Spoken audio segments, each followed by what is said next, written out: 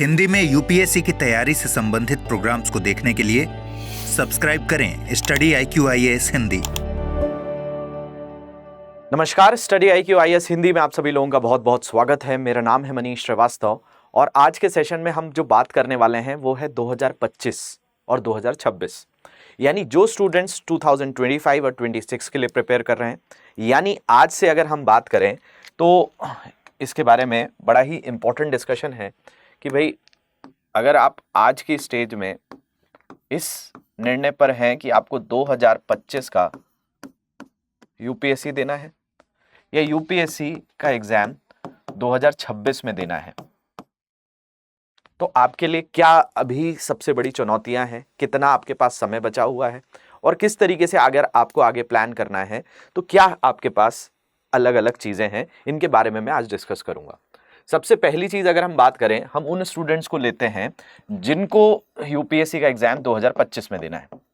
अभी हमारा देखा जाए तो आज की तारीख आपको मिल रही है 31 मार्च है 2024 और एक टेंटेटिव कैलेंडर तो अभी आया नहीं है 2025 का, लेकिन अगर हम सीधे तौर पर देखते हैं तो अगला प्रीलिम्स होने वाला है मई 2025 में ये प्रीलिम्स होगा।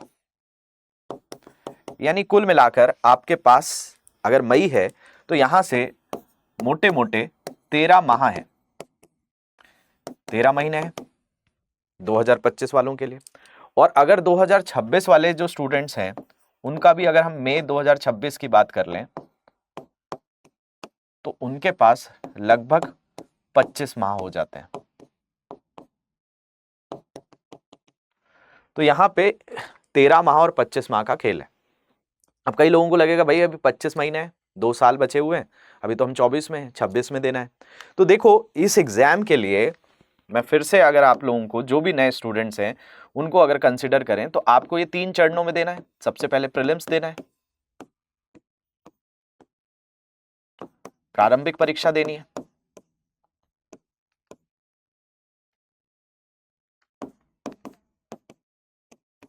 फिर आपको मुख्य परीक्षा देनी है,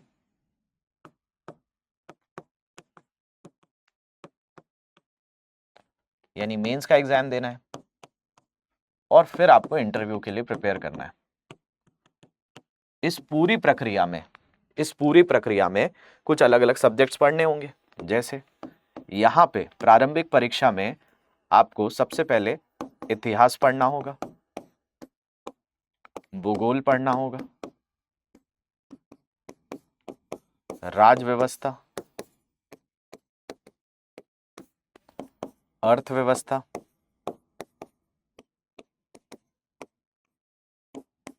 इसके अलावा इसी में आपको पर्यावरण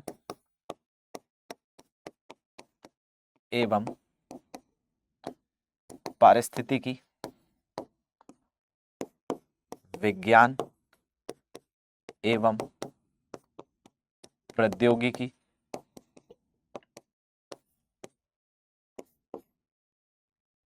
अंतर्राष्ट्रीय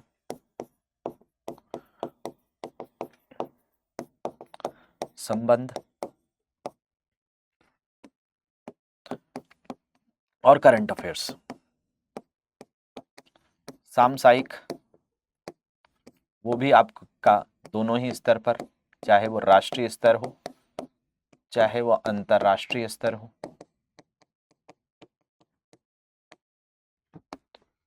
यानी जो लोग भी प्रीलिम्स दे रहे हैं उनको ये सारे सब्जेक्ट्स पढ़ने होंगे। उसके बाद जब आप मेंस की परीक्षा दोगे तो मेंस की परीक्षा में आपको जीएस के 4 पेपर देने होंगे, 1, 2, 3 और 4।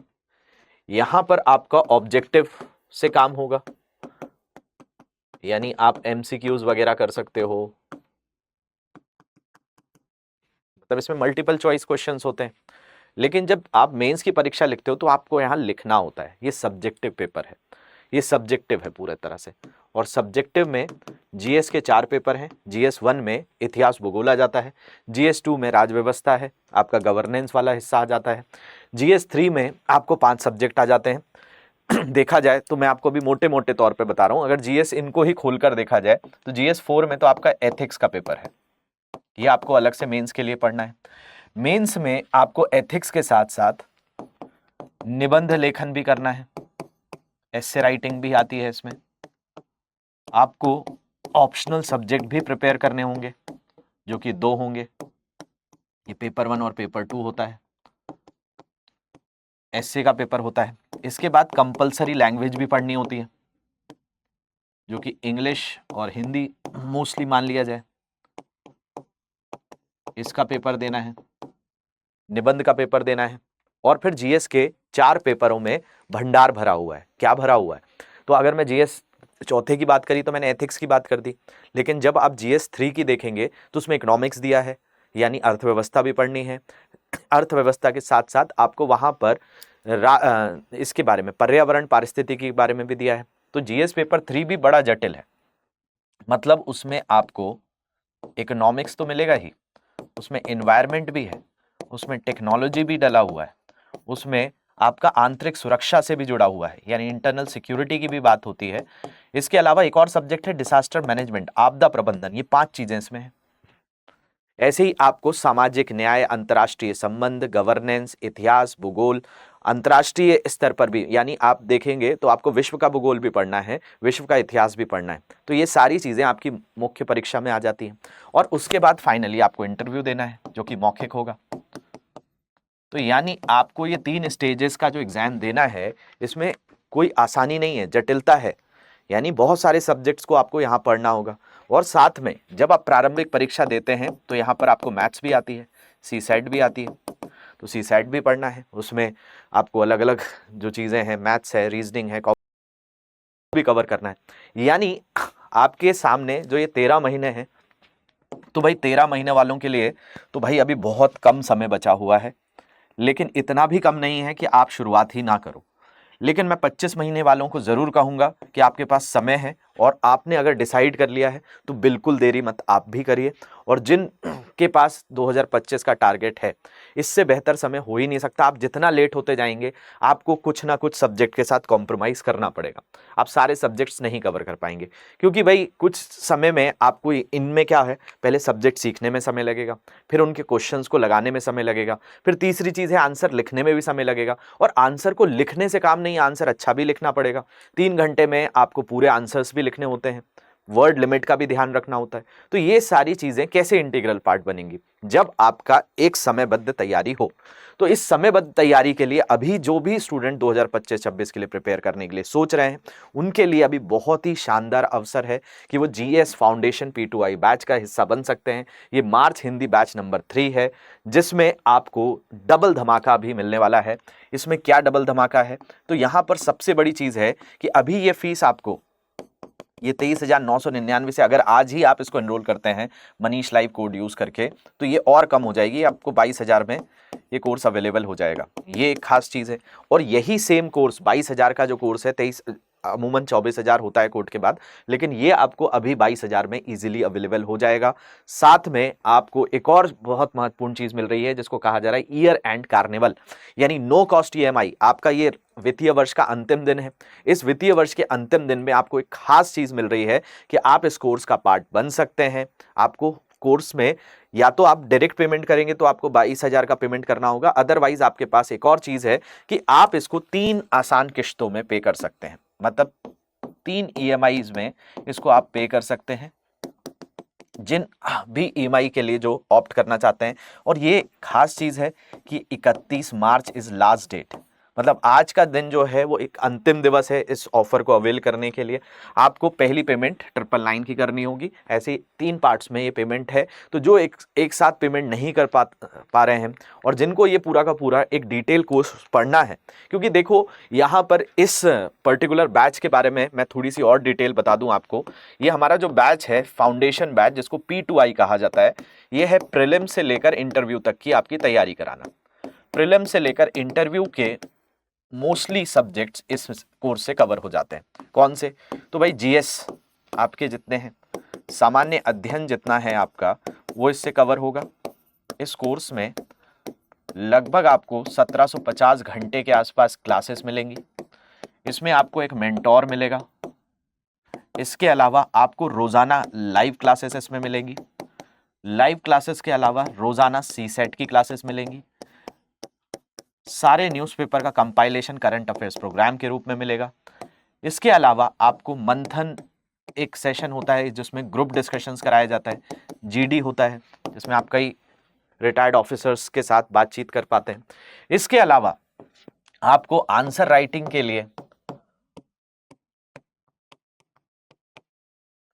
एक आईडी मिलेगी जिसके तहत आप आंसर्स को लिखकर भेजेंगे और उनको चेक करके भेजा जाएगा। आपको कहीं पर भी कोई भी सब्जेक्ट की एनसीईआरटी में डाउट आता है तो एनसीईआरटीज के वीडियोस भी आपको मिल जाएंगे इसमें आसानी से। सिर्फ ऑप्शनल जो है वो इसका पार्ट नहीं है, तो ऑप्शनल को आपको अलग से ऑप्ट करना पड़ेगा। बाकी आपको सारे फीचर्स इस P2I बैच में मिलेंगे। खास बैच की एक और ये चीज है कि इसमें आपको दिल्ली आने का मौका मिलता है। दिल्ली आना, यहाँ रहना, ये सारी फैसिलिटीज आपको इस कोर्स के पार्ट में मिलती है। अगर आपका क्लियर हो जाता है तो हमारा एक प्रोग्राम है जिसका नाम है MRP programme, mains residential programme, यानी मुख्य आपका आवासीय कार्यक्रम है। तो मेंस के लिए, मुख्य परीक्षा के लिए आवासीय कार्यक्रम हम देते हैं। तो ये भी आप इसको आसानी से अवेल कर सकते हैं, या तो आप डायरेक्ट पेमेंट करके भी यूज़ कर सकते हैं, लेकिन आपको यहाँ पर कोड यूज़ करेंगे तब जाकर ये बेनिफिट्स मिलेंगे। और भी कोई पर्सनल असिस्टेंस चाहिए तो वो भी आपको आसानी से अवेलेबल होगा अगर आप कोड यूज़ करेंगे। बाकी आपको कोई भी तरह की प्रॉब्लम्स आती है, ये मेरे हैंडल्स हैं, आपको आज भी कोई तरह की दिक्कत लग रही है तो आप मुझे यहाँ पर इस मेल आईडी पर मेल कर सकते हैं। ये इंस्टाग्राम आईडी है, ये टेलीग्राम आईडी है, कहीं पर भी जुड़ जाइए, क्वेश्चंस को आसानी से पूछ लीजिए। कोई भी तरह की दिक्कत है तो आप यहाँ पर बिल्कुल मेरे से कनेक्ट कर सकते हैं।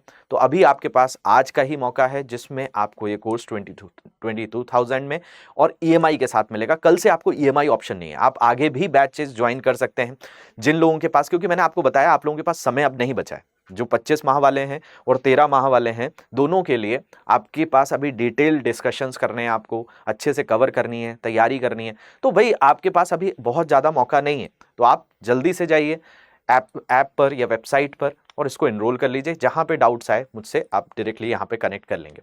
तो आशा करता हूँ आपको चीज़ें समझ में आई होंगी। मिलते हैं नेक्स्ट सेशन में। Thank you very much for watching this. Have a great day. Hindi में UPSC की तैयारी से संबंधित प्रोग्राम्स को देखने के लिए सब्सक्राइब करें स्टडी IQ IAS हिंदी।